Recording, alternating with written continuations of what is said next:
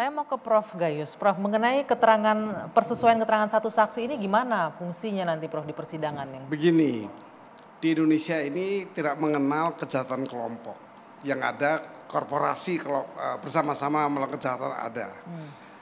Oleh karena itu semua jenis perbuatan jahat itu dikelompokkan untuk satu peristiwa. Menjadi bersama-sama atau melakukan perbuatan yang sama karena disuruh, diminta, atau memang dia berniat untuk memang melakukan. Yang lain adalah di 56 itu hanya memberi bantuan saja, dukungan, sarana. Hanya dua saja, 55 dan 56. Tidak ada dipisah-pisah. Satu kejahatan itu dianggap satu kerjasama sebenarnya. Walaupun tidak bersama-sama satu rencana pun, dia bersama-sama melakukan sebuah perbuatan dan mengakibatkan hasil kejahatan. Dibagi dua saja. Nah, kalau bagi dasar ini, bagi saya tidak soal itu mau berbeda pendapat, tidak soal. Tidak dikelompokkan saja. Dia kelompok yang mana ini? Kalau bagi saya, andai kata mengadili sebuah perkara kejahatan yang banyak unsur orangnya, hanya dua kelompok.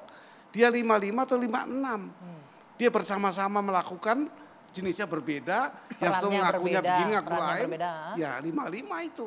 Tetapi yang lain hanya memberi dukungan saja. Yang lain menikmati, ada 5 semuanya, menikmati dan sebagainya. Nah, bagi saya tidak soal, dia mau berbeda keterangan, tapi saya kelompokkan di kelompok 55. Artinya bisa dilihat di sini dengan perbedaan keterangan, hakim tidak akan punya masalah untuk menciptakan pertimbangan sendiri. Hakim mengelompokkan saja. Oh, ini memang satu kelompok, yaitu melakukan bersama-sama ini 55. Jadi kelompok itu mau mengatakan istilah pun tidak soal. Mau tadi hajar atau tembak ya sama saja. Itu satu kelompok, satu perbuatan. Hanya ukurannya nanti. Ukurannya dia masuk yang mana. Apa dia perencana atau dia memang diminta untuk melakukan. Yang satu memberi dukungan atau memberikan sarana. Perannya masing-masing yang akan berbeda. Jadi bagi saya perbedaan itu biasa. Dan di 165 KUHP itu menentukan. Kalaupun ada perbedaan saksi maupun terdakwa dengan pemeriksaan sebelumnya, tidak soal juga. Hakim tinggal memerintahkan kepada panitera untuk mencatat apa keterangan yang berbeda ini, catat saja.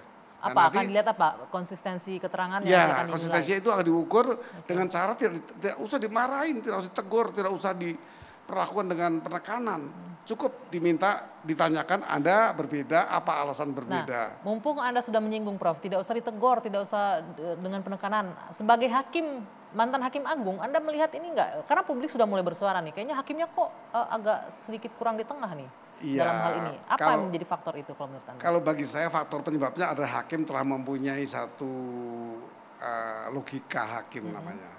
Dia punya logika hakim walaupun ini belum merupakan satu keyakinan tapi sudah logika. Hakim ada 3, dia punya logika, dia punya keyakinan dan dia punya dasar hukum. Nah 3 inilah menjadi putusan. Tapi bagi saya logika itu belum mengarah kepada keyakinan sehingga dia mengejar keyakinan itu. Kamu kok nggak dengar apa kamu tuli? Misalnya kok kamu tidak bisa melihat padahal kamu di sana.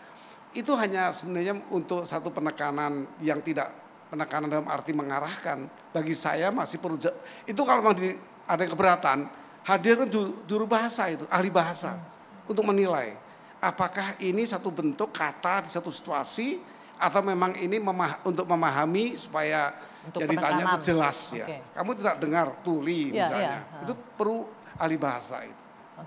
Di sebuah pengadilan seringkali mendatangkan ahli bahasa. Hal yang lumrah juga terjadi di sebuah kalau bagi saya karena hakim punya logika dan dia menggunakan logika ini untuk mengejar keyakinan.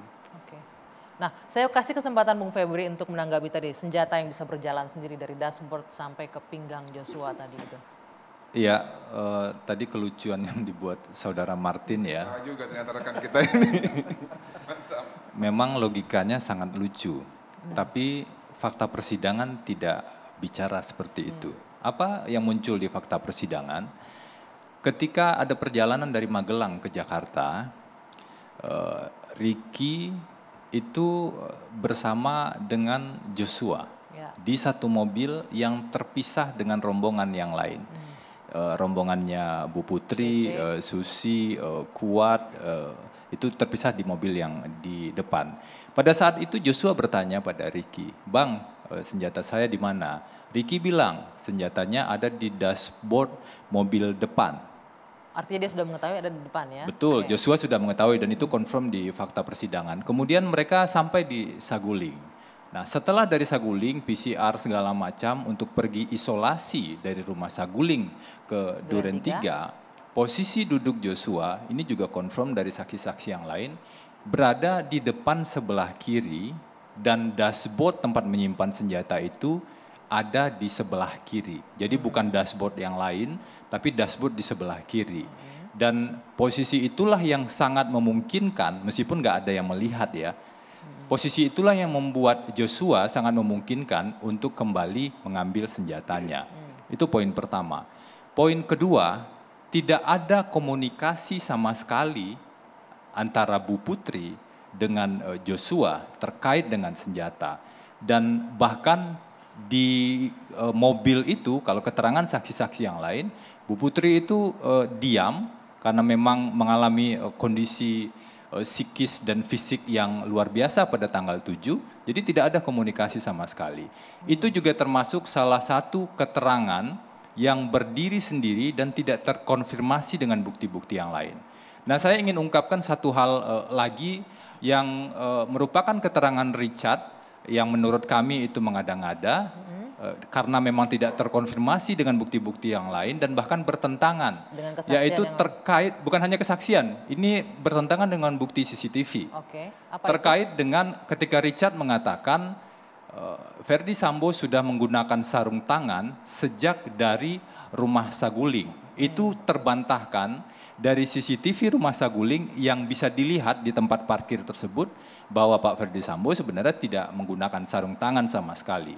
Bahkan ketika ada CCTV di rumah Duren 3, jadi CCTV di depan rumah Duren 3 yang sempat hilang tersebut dalam proses obstruction of justice, itu kami yang meminta agar diputarkan di persidangan. Karena jaksa sebelumnya tidak memutarkan CCTV, hanya potongan-potongan saja. Ini kita mundur lagi sebentar. Ini kita mundur lagi ke diskusi kita pekan lalu nih. Kelihatan tidak ada sarung tangan hitam sama sekali. Saya jawab boleh? Itulah yang membuat keterangan dari Richard gugur dan tidak terkonfirmasi dengan bukti-bukti yang lain. Ini sebenarnya sudah pernah kita bahas, tapi saya kasih kesempatan untuk jawab singkat saja. Terkait dengan senjata yang ada di dashboard itu sudah diakuin oleh Ricky Rizal, kita sudah tanyakan.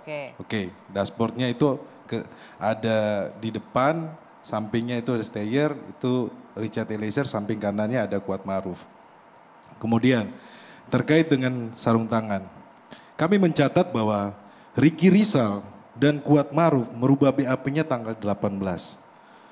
Mereka kalau Ricky Rizal menyampaikan dia melihat sarung tangan di dalam rumah loh ya, kita bukan berbicara di depan rumah yang tadi saudara Febri sampaikan CCTV tersebut.